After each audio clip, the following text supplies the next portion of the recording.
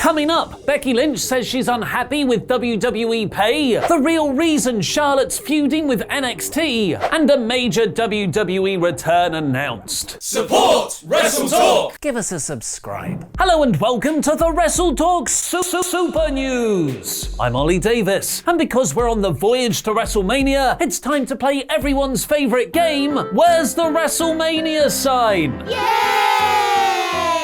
Today's contestant is the sexist Scot, Drew McIntyre. Where's the WrestleMania sign, Drew? It's there! Taking up half the arena on Monday's episode of Raw.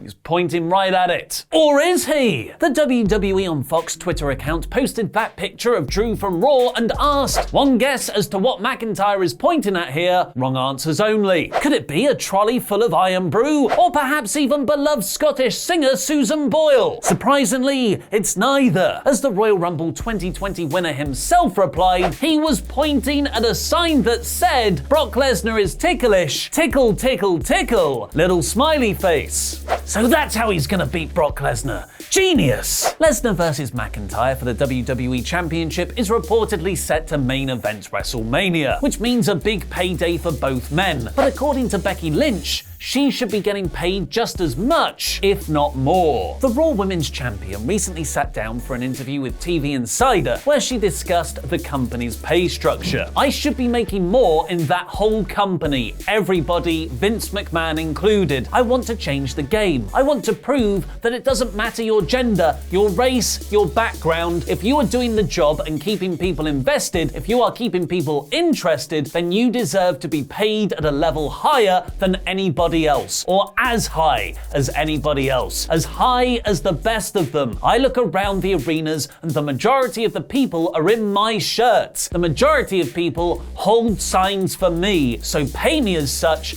and that will be the way it will be. While this comes off like an in-character interview, as the idea that she'd be paid the same as Vince McMahon's $5.6 million a year is likely hyperbole, the undertone of pay inequality in WWE can't be ignored. And interestingly for Becky, she's supposedly in contract renegotiations right now. Late last year, the Daily Express reported a list of the base salaries in WWE from the last few years, which is the amount they'll get before bonuses and merchandise sales. The top 5 earners were Brock Lesnar and John Cena, unsurprisingly at numbers 1 and 2, where despite working part-time schedules, they received $12 and $8.5 million a year respectively. Roman Reigns was next at $5 million a year. Randy Orton was on $4.5 million, although that was before he renegotiated his contract for significantly more when he threatened to move to AEW, and AJ Styles was at $3.5 million.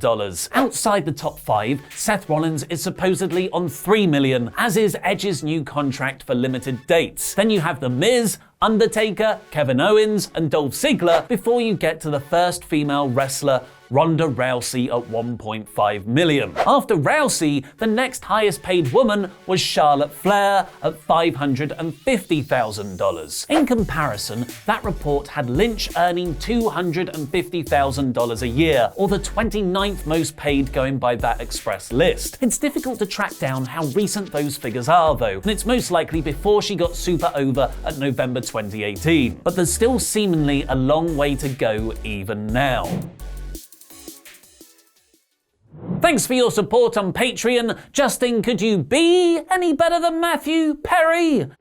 Wrestling Observer reported last month that Lynch might have signed a new WWE contract worth $1 million a year. Going by the Express list though, that would still put her outside the top 10 earners in the company, which could be why Becky publicly denied she had re-signed with WWE. Report not true, haven't signed anything in years, deal coming up soon. It's amazing what they'll give you when you remind them your contract is coming up soon. More to say on Raw. Becky's tweets do go against the usually very reliable Observer and Pro Wrestling sheet though, so again take her posts with a pinch of salt. And WrestlingNews.co added Lynch actually signed the $1 million a year contract back at last April's WrestleMania, and she is not the only female WWE star to have gotten a pay rise, citing Dana Brooke, Lana and Sasha Banks also as receiving significant pay rises now they're being being featured more prominently. They claim Becky's contract tweets were just a way to build her Royal Rumble feud with Asuka. What do you think about the pay structure in WWE and Becky Lynch's interview? Let me know in the comments because I'll be replying from out of money. It's not the only time Becky has subtly advocated for more equality amongst the male and female performers, as she also criticized WWE for framing their women's division as women's wrestling as opposed to just wrestling, implying the women part is a gimmick like Cruiserweight or 24/7 title. I think it's now starting to hold us back where we are then going, oh, this is the women's segment, this is the women's thing, why do we need that division? We need people, we need characters, we need people looking for the main event spot, not the top women's spot, the top spot. It then seemed like NXT would be acting on this immediately, renaming Rhea Ripley's Women's Championship just the NXT Championship, the same name as Adam Cole's, but that now appears to have been dropped. WrestlingNews.co, however, claim these changes might not happen right away, and we could have the main roster belts defined as the men's or women's championships after WrestleMania. And by then, regardless of gender, Charlotte Flair will have won them all anyway. Woo, this is going to be good segue. Up until mid-January, backstage officials reportedly had NXT Shayna Baszler slated to win the Women's Royal Rumble match, presumably to set up a WrestleMania bout against Lynch following their three-way at Survivor Series. But about 10 days before the event, Vince McMahon changed the winner to Charlotte Flair, apparently because she had been promised things in the past that hadn't been delivered. I guess 100 title reigns instead of just the current 99 she's on, and winning the third ever Women's Rumble match was a way to make amends. Even though many, me included, were down on Flair winning an otherwise very good Rumble, the change has created a second really exciting main roster versus NXT clash, with Flair and NXT champion Adam Cole, damn it I mean Rhea Ripley, confusing name change, feuding in recent weeks across Raw and NXT, which is reportedly to set up a WrestleMania match between them. Unfortunately, all that storyline build rather ruins Ripley's championship match against Bianca Belair at this Sunday's NXT TakeOver Portland, with it being pretty obvious, even if you're not keeping up with the dirt sheets, that she'll retain to face Flair. Brian Alvarez pointed out on Wrestling Observer Radio that all this could have been avoided if they just started the Charlotte versus Ripley feud from next Monday's Raw after TakeOver Portland, as opposed to starting last week. So Big Daddy Dave Meltzer explained the real reason behind it.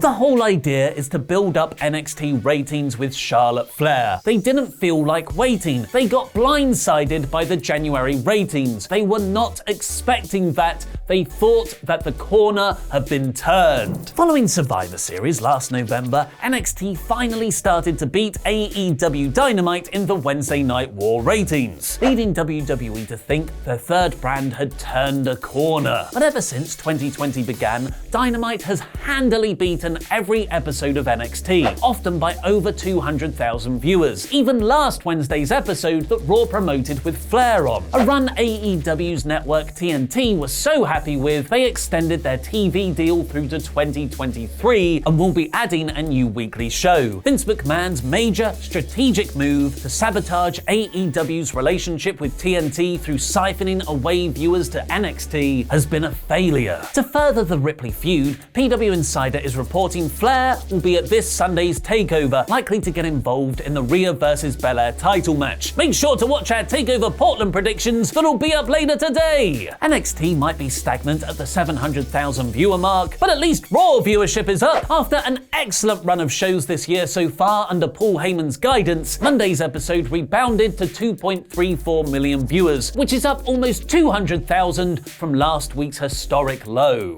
You know the best way to get Wrestle Talk ratings up? Have a thumbs up party! Get in here, Chopper! Now dance. Press the thumbs up and it will help the performance of this video. Dance, Chopper! Dance, Chopper.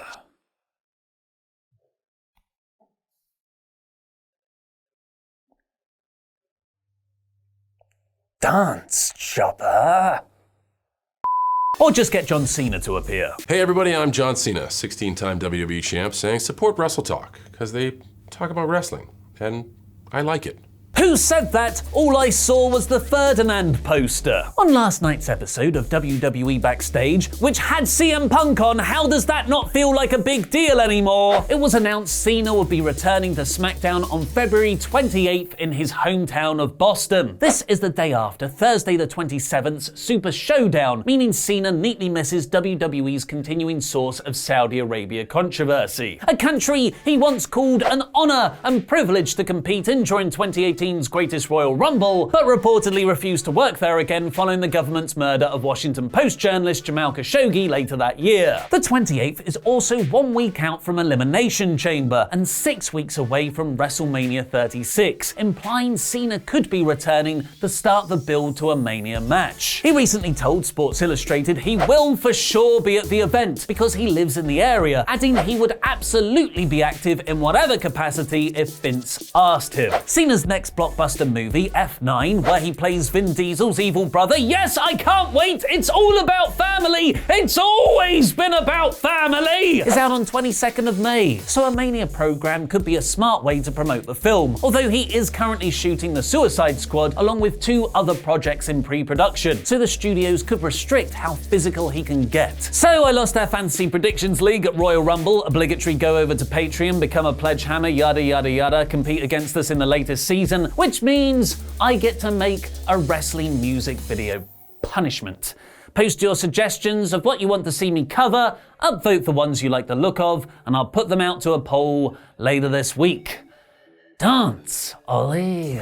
Adam Blampied has returned to Wrestling Lists. Click the video on the right to watch his top 10 WWE vs NXT dream matches we've yet to see. And is EC3 leaving WWE for AEW? Click the video below that to find out. I've been Ollie Davis, and that was wrestling.